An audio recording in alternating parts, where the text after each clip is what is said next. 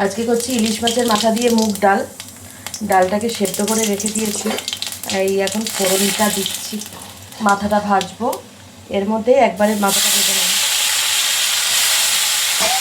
সাদা দিয়ে শুকনো লঙ্কা তেজপাতা ফোড়ন দিলাম, দিয়ে মাছের মাথাটা দিয়ে দিলাম।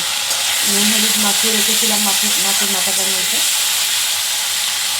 এবার মাথাগুলো ভাজা হয়ে গেছে, এবার এর মধ্যে একটু আদা বাটা দিয়ে দিলাম, আর দিয়ে দিলাম জিরে গুঁড়ো আর লঙ্কার গুঁড়ো। অল্প একটু লঙ্কার গুঁড়ো দিয়েছি, যেহেতু কাঁচা লঙ্কা দিয়েছি ডালের মধ্যে, চিড়ে দিয়েছি, ওই জন্য এটা একটু অল্প একটুই দিলাম।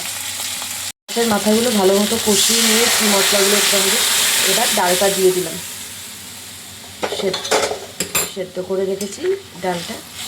আমি প্রেশারে দিই না মুগের ডাল, প্রেশারে দিলে না আমার খেতে ভালো লাগে না, আমি দিতেই সেদ্ধ করি।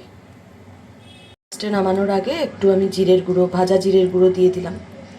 আমার ইলিশ মাছের মাথা দিয়ে মুগ ডাল রেডি, নামিয়ে নিয়েছি। আর জানেন তো, এই ডালটা আমার হাতে আমার মা খেতে খুব ভালোবাসে। আমার মা নিজে এত ভালো রান্না করতে করে, কিন্তু এই ডালটা আমার মানে মাছের মাথার ডাল, সে রুই মাছের মাথাই হোক আর ইলিশ মাছের মাথাই হোক, মাছের ডালটা নাকি আমার হাতে ভীষণ ভালো হয়। মা তো খুব ভালো খায় আমার হাতে।